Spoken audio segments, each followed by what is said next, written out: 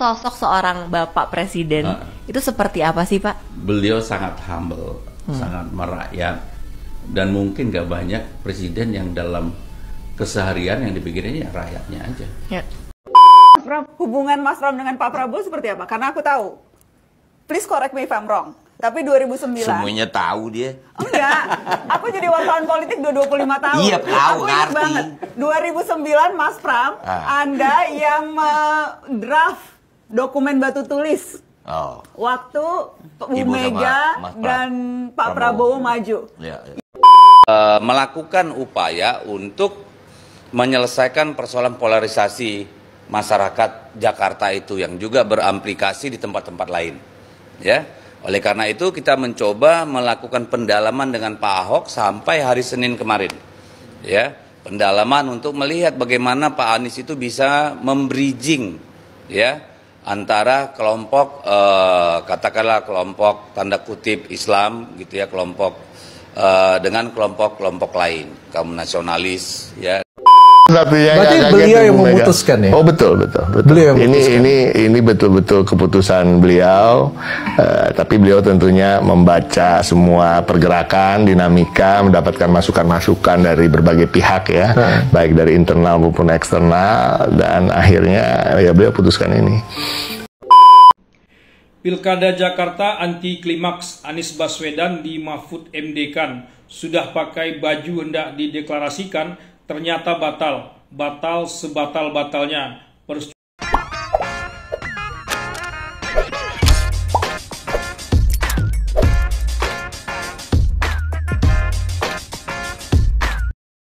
Baik sahabat sekalian, jumpa lagi bersama saya di channel ini, di mana pada kesempatan video kali ini saya akan mereaksi beberapa buah video terkait dengan informasi politik tanah air. Dan pada kesempatan kali ini saya akan mereaksi beberapa buah video tentang Pramono Anung yang saat ini dipercayakan atau diusung oleh Partai PD Perjuangan untuk bersama Rano Karno maju di Pilgub Daerah Khusus Jakarta. Pramono Anung yang adalah seorang menteri di Kabinet Jokowi saat ini, beliau menjabat sebagai Menteri Sekretaris Kabinet, yang selama ini dinilai banyak pihak bahwa seorang loyalisnya Jokowi.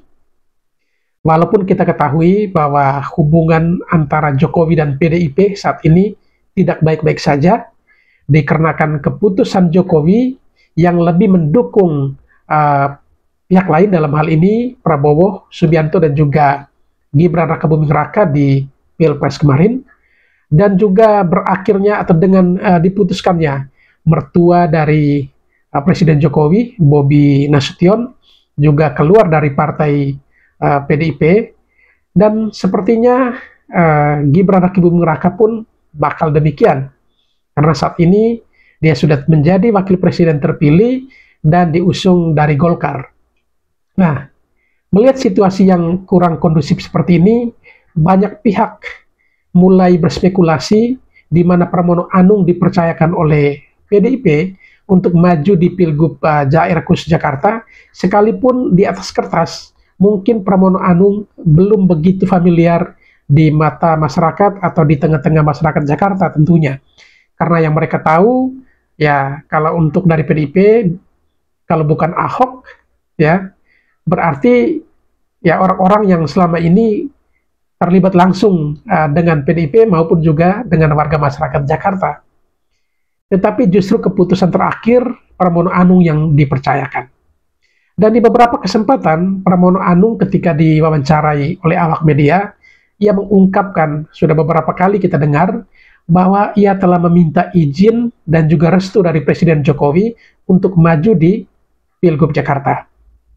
Nah, baru-baru ini Pramono Anung dan juga Rano Karno telah mendaftarkan diri di KPU Jakarta dan juga diwawancarai oleh salah satu jurnalis handal Indonesia, Najwa Shihab. Dalam acaranya, Najwa coba menggali, karena banyak spekulasi di luar sana bahwa Pramono Anung adalah orangnya Jokowi yang dititipkan untuk bisa maju di Pilgub Jakarta, dalam tanda kutip, dengan majunya Pramono Anung secara tidak langsung untuk melenggangkan langkah Ridwan Kamil untuk menjadi gubernur daerah khusus Jakarta akan semakin mudah. Ada juga pihak yang mengatakan bahwa dengan Pramono Anung ini setidaknya figur yang mampu membangun komunikasi kembali antara Jokowi, Megawati, dan juga Prabowo Subianto. Karena hubungan antara Pramono Anung dengan Jokowi itu baik, Pramono juga adalah loyalisnya Megawati Soekarno Putri, dan Pramono juga bersama-sama dengan Presiden terpilih saat ini, Prabowo Subianto, berada di dalam satu kabinet. Sehingga disinyalir Pramono Anung lah figur yang tepat yang bakal mampu membangun komunikasi antara Jokowi dan Megawati dan juga Prabowo Subianto. Baik, seperti apa analisa dari berbagai pihak, termasuk juga dari Najwa Shihab dalam wawancaranya terhadap Pramono Anung dan juga Rano Karno. Nanti di sini kita akan memberikan penilaian sendiri masing-masing orang, tentu dari pendapat mereka, apa yang mereka berikan opini atau statement mereka inilah yang bakal dinilai publik. Kira-kira benar tidak bahwa Pramono Anung adalah orang yang dititipkan Jokowi untuk maju di Pilgub Jakarta dengan maksud untuk satu, membangun komunikasi antara Megawati, Jokowi dan juga Prabowo, dan yang kedua, ya sekedar sebagai boneka hanya untuk bisa melenggangkan atau memuluskan calon gubernur Ridwan Kamil yang diusung dari Koalisi Indonesia Maju Plus ini. Baik, untuk lebih jelasnya, mari kita ikuti atau saksikan video-video berikut ini. Sosok seorang Bapak Presiden itu seperti apa sih, Pak? Beliau sangat humble, sangat merakyat, dan mungkin gak banyak presiden yang dalam keseharian yang dipikirinnya rakyatnya aja. Ya. Pernah suatu hari, kebetulan waktu itu ada ibu, kita lagi di Batam, di Brebes. Saya juga heran kok ada waktu itu ada Mas Pratik. Padahal saya hampir gak pernah bareng satu ini dengan Pak Pratik. Jam 2 siang, rakyatnya banyak banget, waktu itu belum pandemi. Ibu itu sudah sampai ngap-ngap, kangking kepanasan. Akhirnya kita masukkan ke ruangan AC dan ditangani ini. Yeah. Presiden itu semua orang disalami satu-satu. Luar biasa. Luar biasa. Saya sama Pak Pratik nemenin sebentar, gantian keluar masuk, keluar masuk, keluar masuk. Hebat banget sih Pak Presiden. Dan itu kalau nggak pakai hati nggak bisa. Benar. Sepakat sekali ya, statement dari Pak Pramono Anung terkait dengan Presiden Jokowi. Ini pengakuan dari Pak Pramono bahwa Jokowi itu humble dan sungguh luar biasa. Ketika kunjungan mereka bersama, mereka mendampingi, ya, dan juga Pak Pratikno yang selaku Mensesnek, di kerumunan banyak orang, bahkan mereka harus bergantian untuk mendampingi Presiden Jokowi untuk meladeni masyarakat. Sekedar mungkin say hello, berjabatan tangan, dan foto bersama rakyat ya tentunya. Dan ini bukan sesuatu yang hanya sebatas gimmick ya yang dilakukan oleh Pramono, tetapi ini saya yakin bahwa ungkapan dari hati, dan itu memang realitanya dan masyarakat Indonesia tahu itu. Tetapi di balik ini semua juga ada satu hal yang memang Pak Pramono ini sungguh lihai atau pintarlah dalam membangun komunikasi politik tentunya. Kenapa? Karena ia menyadari bahwa hingga saat ini ya yang namanya kepercayaan masyarakat terhadap pemberian nilai terhadap Pak Jokowi hingga saat ini menjelang berakhirnya masa jabatannya itu masih sangat tinggi, 70-an%. Dan ini terbukti ketika di Pilpres kemarin Ganjar semakin menyerang Pak Jokowi, semakin hancur suaranya. Dan hal ini Pak Pramono tidak mau mengulangi untuk kesalahan yang kedua kalinya. Oleh karena itu, di beberapa kesempatan Pak Pramono selalu menyampaikan bahwa saya telah meminta izin di Pak Presiden Jokowi, saya mendapatkan restu dari Pak Jokowi. Pak Jokowi tertawa lalu menyampaikan bahwa tidak banyak orang yang dipercayakan seperti Mas Pram untuk maju di Pilgub. Dan juga statement yang ia sampaikan di depan Najwa Shihab terkait dengan Presiden Jokowi yang begitu humble, ini tentunya juga memberikan pemahaman kepada publik, kepada masyarakat bahwa ya pelan-pelan melalui Mas Pram atau Pramono ini, hubungan antara Jokowi dan Megawati kemungkinan besar akan berkomunikasi baik kembali.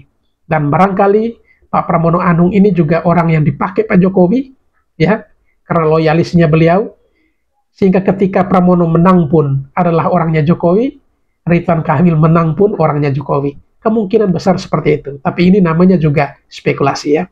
Baik, kita lanjut bagaimana dengan wawancara dari Najwa Shihab terhadap Mas Pram atau Pramono Anung dan juga Rano Karno berikut ini. Mas Pram, hubungan Mas Pram dengan Pak Prabowo seperti apa? Karena aku tahu. Please correct me if I'm wrong. Tapi 2009... Semuanya tahu dia. Enggak, aku jadi wartawan politik udah 25 tahun. Iya, tahu, aku ingat ngerti. banget. 2009 Mas Pram, Anda yang draft dokumen batu tulis. Waktu Bu Mega dan Pak Prabowo maju. Yang nulis dokumen batu tulis itu Pramono Anung. Betul kan Mas Pram? Betul. Dan aku ingat juga waktu 2012 Pak Jokowi maju dari PDIP dan didukung juga oleh Gerindra. Dulu yang kemana-mana sama Pak Prabowo itu Mas Pram. Dan yang waktu rekonsiliasi usaha tuh, waktu 2019, itu Mas Pram juga yang mengorkestrasi. Jadi sekarang Mas Pram sama Pak Prabowo seperti apa? Hubungannya baik-baik aja. Masa pertanyaannya panjang dramatis? Aku udah dramatis. Jawabannya gitu. Begini, saya... Baik sahabat sekalian, ternyata peran Pak Pramono Anung itu sungguh luar biasa. Memang benar-benar ini orang hebat ya. Hanya tidak suka untuk tampil di publik saja, tetapi ternyata beliau sungguh luar biasa. Ini yang kita bisa baca dan nilai bahwa Pramono inilah yang bakal membangun, menghubungkan kembali komunikasi yang baik antara Jokowi, Megawati, dan juga Prabowo tentunya. Karena seperti disampaikan Najwa dalam pertanyaannya tadi, bahwa Pramono Anung adalah orang yang membuat draft ya kesepakatan batu tulis antara Megawati dan juga Prabowo kala itu, di mana Megawati maju sebagai calon presiden dan Prabowo sebagai calon wakil presiden. Kalau tidak salah satu poin di situ adalah ketika mereka maju kali ini dan kali berikut, Megawati akan memberikan ruang kepada Prabowo Subianto untuk maju sebagai calon presiden. Tetapi ternyata ya Megawati sendiri melanggar kesepakatan batu tulis itu dengan mengusung Jokowi selama 2 periode. Memang mungkin dalam politik saya bukan politik yang hitam putih. Ada beberapa hal yang mungkin kita juga harus bisa berkomunikasi dengan baik. Saya termasuk yang bisa berkomunikasi dengan baik dengan Pak Prabowo. Dan ya saya harus sampaikan bahwa beberapa kali saya bertemu dengan beliau untuk hal-hal yang memang perlu disampaikan dan dijembatani. Komunikasi itu saya melihat ya sekarang beliau udah menjadi presiden terpilih, tentunya beliau juga semakin dicari dan dihormati orang. Dalam politik kan begitu. Siapa yang mendapatkan kekuasaan semuanya ke situ. Saya termasuk yang mengusulkan kepada Pak Presiden, Pak, pada waktu itu kan mau ada tim transisi yang diusulkan oleh Kim. Saya bilang ngapain ada tim transisi? Lebih baik semua rapat itu dihadiri Pak Prabowo. Sehingga dengan demikian beliau mengetahui persoalan yang real, jangan hanya yang berkaitan dengan pertahanan keamanan aja. Dan sekarang kan kita undang urusan ini, kita undang ya. Wah keren ya, usulan Pak Pram ini sungguh bijak sekali. Daripada dibentuk tim transisi kepemimpinan, mendingan Pak Prabowo diikut sertakan dalam setiap momen rapat, sehingga Pak Prabowo sudah terbiasa dengan situasi dalam kabinet dan juga persoalan yang terjadi, real yang terjadi ya seperti apa. Tadi memang usulan sangat bijak, sehingga tidak perlu membentuk tim dan memakan anggaran, tetapi diikut sertakan Pak Prabowo dalam masa transisi ini. Ini adalah usulan yang sangat bijak. Dan itulah yang kemudian membuat ya karena saya yang ngundang, beliau bisa hadir atau tidak kan saya akan tahu. Beliau mau presentasi atau tidak kan saya akan tahu. Nah itulah yang kemudian menjadi jembatan untuk berkomunikasi. Jadi rasa-rasanya baru kali ini dalam sejarah ayah dan anak akan maju pilkada berbarengan. Dan dua-duanya, Nana kalau masyarakat mau tahu, ketika Dito maju pertama kali kasusnya seperti saya, dipaksa untuk maju pada waktu itu. Dan ya alhamdulillah begitu dia maju karena ya kami sekeluarga kan di Kediri cukup dominan lah. Sehingga nggak punya lawan pada waktu itu. Lawan kota kosong di periode pertama. Periode kedua ini saya bilang, nggak boleh ada kota kosong. Kamu harus punya lawan untuk belajar itu. Ketika saya menyemangati dia untuk bertanding, tiba-tiba bapaknya dicalonkan. Dan itu apa? Dad, bapak kan bertanggung jawab. Bapak meminta saya nggak boleh mengutip sesen pun. Artinya bapak masih bertanggung jawab nggak untuk saya maju ini? Saya bilang sama dia, Kak, bapak mau bertanggung jawab. Kamu fight aja. kan ya sekarang untuk biaya kan ada, nggak gratisan.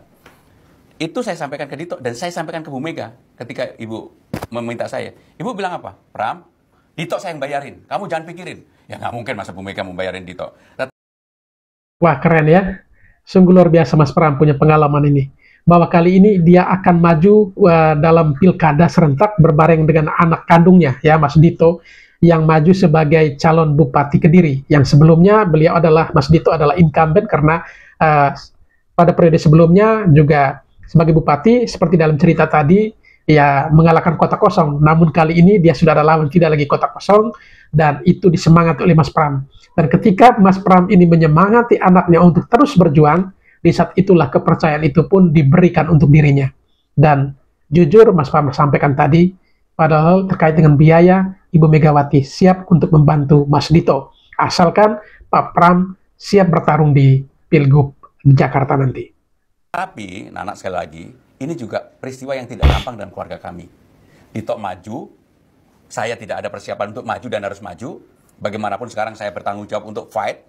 Ya kita ya udah, bismillah kan gitu. Jadi nyiapin berapa Mas untuk Dito dan Mas? Ya untuk Dito udah cukup lah, untuk saya kita lagi berdoa.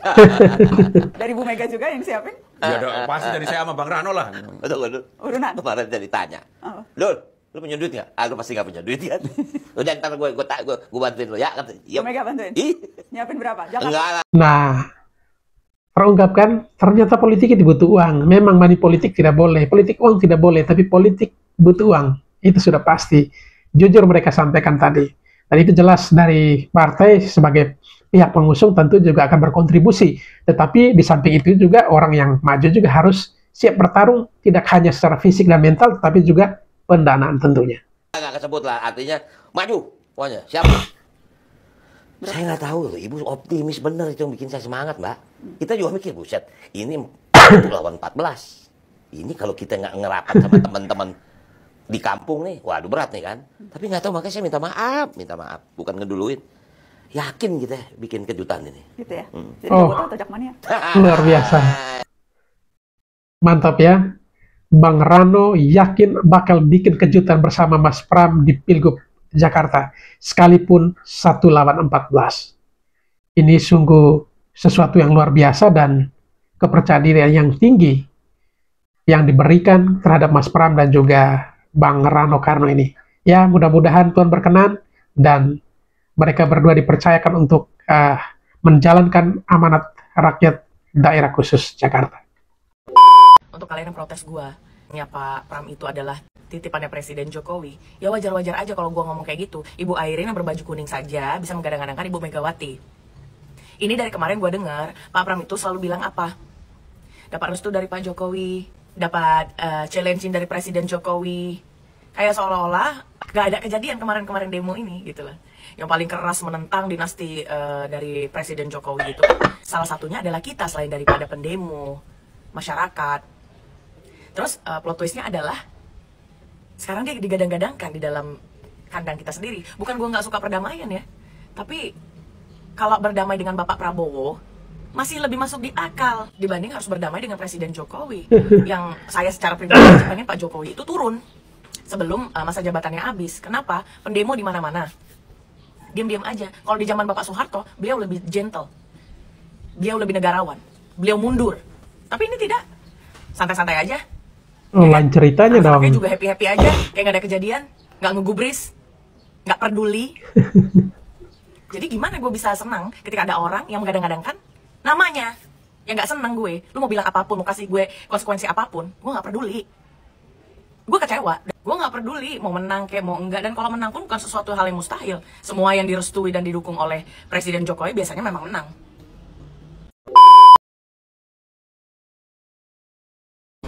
Pak Pram kan lagi daftar DKI 1 Pak, tanggapannya gimana Pak?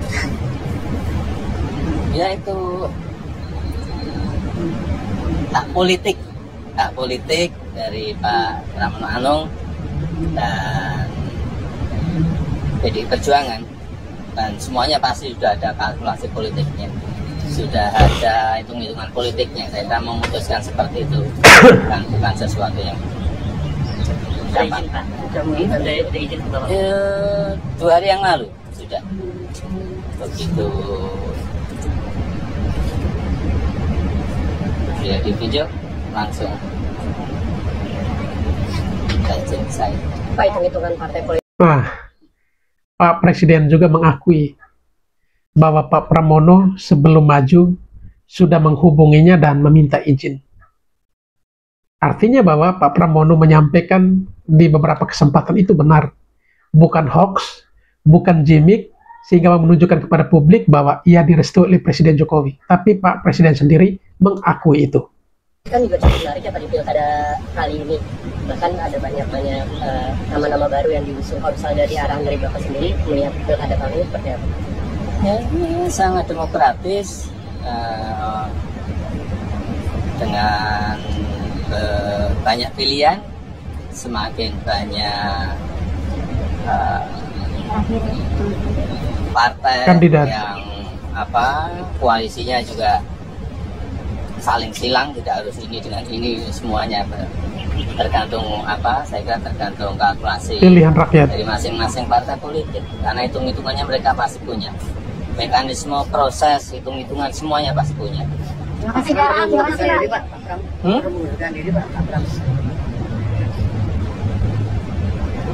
Baru daftar. Terima kasih. Kalau sudah selesai mestinya. Terima kasih Bapak. Terima kasih. Ada proses selanjutnya. Ya. Terima kasih Bapak.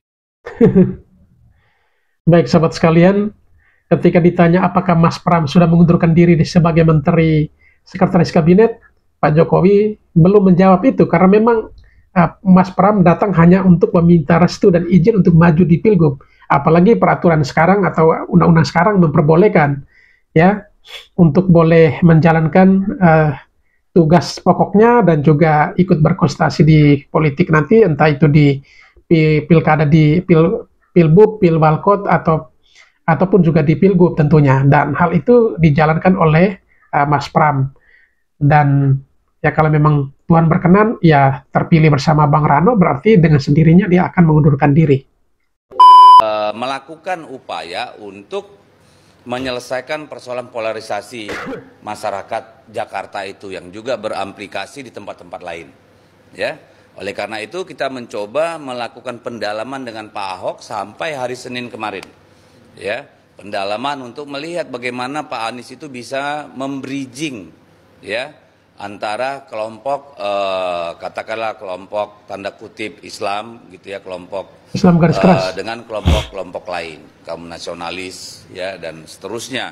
Dua kutub ini sangat ekstrim perbedaannya. Ya, kelompok pendukung Pak Ahok, kelompok pendukung Pak Anies. Sehingga kemudian muncullah alternatif itu kembali Pak Pramono Anung sebagai jalan tengah. Ini memang keputusan bijak dan juga alasannya sangat masuk akal. Karena memang kalau dipaksakan untuk Anies diusung jadi calon gubernur mendampingi Rano Karno, itu pasti akan ya tidak bisa dibayangkan. Ada yang sampai memberi contoh bagaimana rasanya kalau Anies diusung PDIP. Itu seakan-akan menempatkan Adiana Pitupulu dengan Habib Rizik di atas satu panggung untuk mengkampanyekan mereka Anies. Itu kan sangat tidak mungkin. Dan tentu dengan adanya para Ahokers yang datang ke kantor DPP meminta agar Ahok yang diusung jadi calon gubernur, ini sebenarnya juga memberikan gambaran kepada PDI Perjuangan bahwa kalau dipaksakan dengan Anies yang diusung, ya pasti hanya pemilih-pemilih yang memang selama ini loyal dengan Anies atau dalam tanda kutip Islam garis keras seperti yang digambarkan tadi. Tetapi untuk kalangan kaum nasionalis pasti tidak akan memilih itu. Sehingga kalau dipaksakan juga akhirnya berbenturan. Sehingga keputusan diambilnya Mas Pramono itu adalah sebuah keputusan bijak, sehingga dia menjadi jalan tengah yang mampu membangun komunikasi dalam berbagai arah. Dan hal itu memang jagonya Mas Pramono seperti disampaikan oleh Najwa Shihab tadi di video sebelumnya, bahwa ternyata kesepakatan antara Prabowo dan Megawati dalam bentuk kesepakatan batu tulis saat itu juga yang mendraft itu adalah Mas Pramono. Artinya bahwa soal berdiplomasi, membangun komunikasi relasi, Mas Pram itu jagonya. Sehingga diyakini bahwa Mas Pram ini yang bakal menyatukan beberapa kutub, ya dua kutub yang saling bertolak belakang di Jakarta itu. Dari dua kutub ini, kekuatan kelompok-kelompok ini bisa katakanlah bisa disinergikan untuk membangun Jakarta. Nah, itu saya kira realita yang terjadi. Jadi tidak hanya sisi elektoral, tapi sisi ideologis, psikososial, psikopolitik. Ada hal-hal yang kemudian menjadi pertimbangan yang sangat mendalam. Dan tentu ini penugasan kepada Pak Pramono Anung juga sudah lama berproses. Pilkada Jakarta anti klimaks, Anies Baswedan di Mahfud MD-kan. Sudah pakai baju hendak dideklarasikan, ternyata batal sebatal-batalnya. Percuma saja putusan MK kalau akhirnya yang maju orangnya Jokowi juga, kata pendukung Anies Baswedan garang di medsos. Memang kalau statement tadi Anies Baswedan di Mahfud MD kan itu memang mengenang kembali di periode pertama Presiden Jokowi maju, bukan di periode pertama, periode kedua. Ya, di periode kedua ketika Jokowi maju ke periode kedua, sebenarnya menjadi calon wakil presidennya kala itu adalah Mahfud MD. Bahkan Mahfud MD sudah, ya menurut cerita itu sudah, pakaiannya juga sudah dijahit dan ia simpan dan bukan lagi cerita. Ya, baru-baru ini ketika mau berangkat ke kantor KPU, ya mau berangkat ke kantor KPU, itu juga dia masih menunjukkan baju kemeja dan ya akhirnya kenakan. Lalu dia sampaikan bahwa baju kemeja putih ini sebenarnya saya pakai 5 tahun lalu ketika mau pendaftaran di KPU, tetapi karena batal maka saya berikan baju ini ke orang tua saya, dalam hal ini ibu saya, untuk disimpan, dan hari ini saya mengenakannya kembali. Nah, hal ini juga sama terjadi di Anies. Sudah mengenakan batik merah sesuai dengan arahan tentunya dan warna kebanggaan PD Perjuangan, tetapi pada akhirnya tidak diberikan rekomendasi itu. Keren ini ya. Baswedan tak hanya ditinggal, dijadikan tumbal tawar-menawar politik, tapi juga dipermalukan. PDIP dan PHP, pemberi harapan palsu, ternyata beda-beda tipis. Kenapa bisa begitu? Tega sekali. Bisa jadi sudah dicocok-cocokkan, tapi aslinya memang tak cocok. Minyak dan air, mau apa lagi? Mestinya Anies Baswedan saat sudah ditinggal PKS, Nasdem dan PKB sadar diri dan cepat membaca situasi. Apalagi Surya Paloh sudah jelas-jelas di hadapan publik mengatakan bahwa bukanlah momentumnya Anies Baswedan untuk maju. Tanda-tanda itu terlalu terang dan kasat mata. Tapi Anies seperti tak peduli. Ia seperti maju terus mencari celah. Permainan dalih dari PKS malah dilayaninya lewat voice note. Soal dalih, PKS jangan dilawan. Anies pasti tahu itu. Anies seperti tak ada kata berhenti, apalagi mundur. Ya, dari cerita ini atau statement yang disampaikan, ini sebenarnya juga sebuah berita yang dibacakan ulang. Memang kalau dari cerita ini sebenarnya Anies harusnya sudah lebih respon lebih awal ketika Surya Paloh sudah menyampaikan bahwa bukan momennya. Benar, seperti disampaikan tadi. Tetapi Anies kelewat PD ya, percaya dirinya begitu tinggi, karena memang pendukungnya begitu banyak, dan elektabilitasnya cukup tinggi di Jakarta. Sehingga ia yakin tidak mungkin partai-partai itu bodoh lalu tidak mendukungnya. Sambil nilai jualnya begitu tinggi, elektabilitasnya sangat tinggi, jauh dari Ridwan Kamil yang notabene didukung oleh Kim Plus. Karena kepercayaan yang begitu tinggi, maka Anies lupa untuk bisa ya memasang kuda-kuda agar ketika keputusan final atau ya keputusan terburuk yang ia peroleh, ia sudah bisa mengambil tindakan cepat, gerak cepat untuk bisa mengantisipasi itu. Tetapi lagi-lagi Anies terlalu percaya diri dengan keadaan elektabilitasnya yang sungguh luar biasa itu. Dan apalagi pendukungnya mengatakan bahwa Abah Anies itu tidak butuh partai, karena partai yang butuh dia. Hal ini juga makin membuat Anies ini makin percaya diri, sehingga lupa untuk mempersiapkan segala sesuatunya. Padahal tak ada lagi modal Anies sebetulnya. Semua sudah balik badan, sudah cuci tangan, sudah selesai. Tapi karena putusan MK juga, Anies seperti ada peluang. Entah apa-apa saja MK ini. MK suka-sukanya saja. MK sudah seperti lembaga tertinggi negara, kata Muhammad Kodari. Pemilu serentak ini produknya MK. Sudah serentak masih saja pakai ambang batas pula. Juga produk MK. Produk MK ini kerap memakan korban. Salah satunya mungkin Anies Baswedan inilah. Harusnya sudah selesai sejak 2 pekan lalu, tapi Anies seperti dibikin jatuh tertimpa tangga pula. Ya salahnya Anies juga sih, eksperimen politik sekaligus mental petualangannya terlalu kuat dan berani. Ini untuk menghindari kata ambisi atau ambisius. Mustahil seorang Anies Baswedan itu seorang yang ambisius dan gila jabatan. Jabatan adalah amanah yang akan dipertanyakan di akhirat kelak. Begitulah.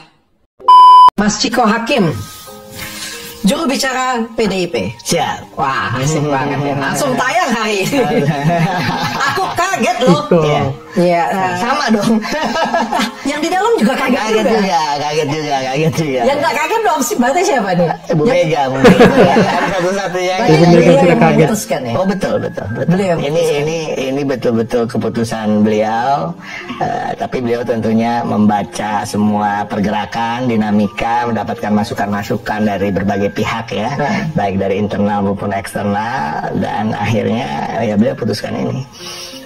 Kaget aku, sumpah. Kaget ya? Iya, kita prediksi sama-sama adalah Pak Anies Baswedan itu diusung oleh PDIP. Kenapa bukan Anies Baswedan? Ternyata yang kaget bukan hanya orang luar. Kader sendiri juga kaget keputusan itu. Tetapi lagi-lagi ya kembali kepada aturan partai, ketentuan bahwa itu merupakan hak prerogatif seorang ketua umum. Dan juga pasti Ibu Megawati mempertimbangkan banyak hal sehingga tidak mendukung Anies. Dan hal itu juga dialami oleh Pak Ciko selaku jubir dari PDIP, mengungkapkan kenapa Anies Baswedan itu tidak didukung oleh PDIP. Tentunya Ibu Megawati mempertimbangkan banyak hal, banyak aspek. Pertanyaan, kenapa harus Anies Baswedan? Iya kan? Cuma apa nih yang membuat PDIP enggak srek nih dengan Pak Anies? Apa yang poin apa? Satu ya, kami mempunyai ini jujur ya kita akan seru nih, biar seru, biar banyak viewers ini. Jadi pada prinsipnya gini, itu tadi kembali ke soal ideologi dan soal partai kader. Ideologi apa? Ideologi tentang keberagaman ya, tentang bagaimana kita menjunjung tinggi Bhinneka Tunggal Ika ya kan. Ada semacam pengalaman yang terjadi di 2017, kita nggak bisa nutup mata ya, ada polarisasi, ada juga praktek politik primordial gitu ya, yang betul-betul diruncingkan oleh sebagian pihak gitu ya, bisa juga kita katakan adalah pihak para pendukungnya Pak Anies lah kala itu misalnya, dan kemudian terjadilah semacam gejolak sehingga Pak Ahok yang tadinya sebenarnya elektabilitasnya itu tinggi menjadi drop ya kan, kemudian berakhir di penjara bahkan ya kan, itu satu. Dan itu masalah itu juga menjadi pertimbangan kita. Kenapa? Karena kita juga harus mempertimbangkan pemilih PDI Perjuangan. Paham ya? Pemilih PDI Perjuangan ini arus bawahnya PDI Perjuangan adalah kaum nasionalis, kaum yang menjunjung tinggi kebinekaan, tidak membeda-bedakan suku, agama, ras dan golongan ya kan. Nah artinya kayak kita duduk di... Betul sekali Bang Ciko ya. Memang untuk mengusung Anies harus mempertimbangkan sampai ke aspek itu. Jangan hanya untuk karena elektabilitasnya tinggi, untuk kepentingannya Anies lalu mengabaikan perasaan dari para pemilih PDIP sendiri, yang dalam hal ini adalah kaum nasionalis itu. Sehingga ini memang keputusan bijak dari Ibu Megawati. Karena kalau untuk Pilgub ya hanya 5 tahun itu. Tetapi ketika salah mengusung orang, kekecewaan publik bisa saja bukan hanya 5 tahun, tapi bisa bertahun-tahun. Ya, dan ini akan menjadi sebuah kerugian besar bagi PDIP. Ini deh Richard, ya kan, gua orang Padang, Jawa, lahir besar Jakarta, Muslim, dengan Dr. Richard Lee gitu. Keberadaan ini buat PDI Perjuangan adalah hal yang biasa, hal yang memang harus terus dijaga dan harus menjadi satu ciri khas dan kultur bangsa Indonesia. Nah ini, mungkin Pak Anies Baswedan sendiri dalam tanda kutip bisa lulus tes soal kebinekaan, ya kan, pada prinsipnya itu. Tapi ada pengalaman seperti itu yang mungkin menjadi suara-suara arus bawah yang ada sedikit penolakan, misalnya. Dan itu menjadi pertimbangan juga. Nah, yang kedua tadi, bahwa kita membutuhkan menang, itu betul. Dan menang itu bisa didapat dari mana ukurannya? Polling, tadi elektabilitasnya tinggi. Itu saya setuju, kita semua setuju. Tapi pada prinsipnya untuk for the long run, untuk jangka panjangnya, tentunya PDI Perjuangan tidak bisa serta-merta hanya memberikan tiket pada siapapun itu, hanya untuk menang. Kita juga harus meyakini yang bersangkutan juga akan bergotong royong bersama PDI Perjuangan ketika menang untuk bisa membesarkan partai, memenangkan partai ini di pemilu legislatif yang berikutnya misalnya, atau pemilu presiden berikutnya. Kenapa? Beliau tidak bersedia itu. Bukan masalah bersedia atau tidak bersedia, akan lebih firm. Dan kami akhirnya memutuskan bahwa akan lebih yakin apabila ya kita majukan adalah kader sendiri. Karena apa? Kita punya pengalaman buruk di partai yang kita nggak. Lebih baik kader sendiri. Kalah puas, menang apalagi. Daripada mengusung orang lain, kalah menang biasa saja. Kurang terlalu euforia karena orang lain yang duduk itu. Tetapi kalau kalah, ya kecewanya bisa double. Bisa lupakan, dan masyarakat juga bisa tahu ada tokoh yang suka cium tangan Ibu Mega, ya kan, ketika sudah maju, anak cucunya juga insya Allah kita majuin, ya kan. Cucunya belum lah ya, anak-anaknya, mantunya udah tapi ya kan, lalu kemudian meninggalkan partai begitu saja, dan bukan hanya meninggalkan partai, bahkan ingin menenggelamkan partai kita. Betul. Misalnya kan itu ya anggapannya. Siapa namanya? Partai itu. Mulyono. Oh ya. Ya intinya, nah kita punya pengalaman itu, ya kan, dan kita nggak mau masuk ke lubang untuk kedua kalinya. Ya mudah-mudahan ini pilihan yang baik, tapi hubungan kita insya Allah sama Pak Anies itu baik-baik saja. Dan Pak Anies mungkin pasti sebagai seorang yang bukan baru di dunia politik juga memahami lah pilihan kita. Guys, lo semua merasa nggak sih kalau misalkan Pilgub DKI ini adalah Pilgub settingan? Kenapa gue bilang settingan? Coba lo perhatikan, kalau misalkan RK itu udah pasti lingkarannya Pak Mulyono atau Pak Jokowi ya. Terus sekarang Pramono itu adalah orang terdekat Jokowi. Pokoknya Jokowi itu banyak dengerin katanya dia gitu ya. Yang terakhir Dharma Kun itu ya sudah pastilah ya, itu teman-teman udah pasti paham lah ya. Jadi kalau menurut gue Pilgub DKI ini ya semacam ada indikasi settingan kali ya. Mudah-mudahan tidak lah. Toh semuanya juga orang dekatnya Pak Jokowi kok yang nyalon itu. Tapi kita lihat bagaimana kelanjutannya untuk Pilkada DKI ini. Ya semoga gua salah prediksinya. Meluruskan persepsi publik, Hasto tegaskan Megawati tidak berarti menolak Anies Baswedan. Setelah acara pengumuman calon kepala daerah oleh PDIP, muncul spekulasi bahwa Megawati Soekarno Putri, Ketua Umum PDIP, menolak Anies Baswedan sebagai calon yang diusung partainya. Namun, dilansir dari YouTube Hersubeno Point, Sekretaris Jenderal PDIP, Hasto Kristianto, segera meluruskan persepsi publik ini. Hasto menegaskan bahwa pernyataan Ibu Megawati tidak berarti bahwa Anies Baswedan ditolak oleh PDIP. Hasto mengungkapkan bahwa PDIP telah melakukan komunikasi intensif dengan Anies Baswedan, dengan Ahmad Basarah, Ketua DPP yang juga Wakil Ketua DPR, sebagai pihak yang berkomunikasi langsung dengan Anies. Ketika ditanya apakah Anies harus menjadi kader PDIP sebagai syarat untuk diusung, Hasto menjelaskan bahwa hal tersebut bukanlah sebuah keharusan. Yang terpenting, menurutnya, adalah kesesuaian visi, misi, dan ideologi antara Anies dan PDIP.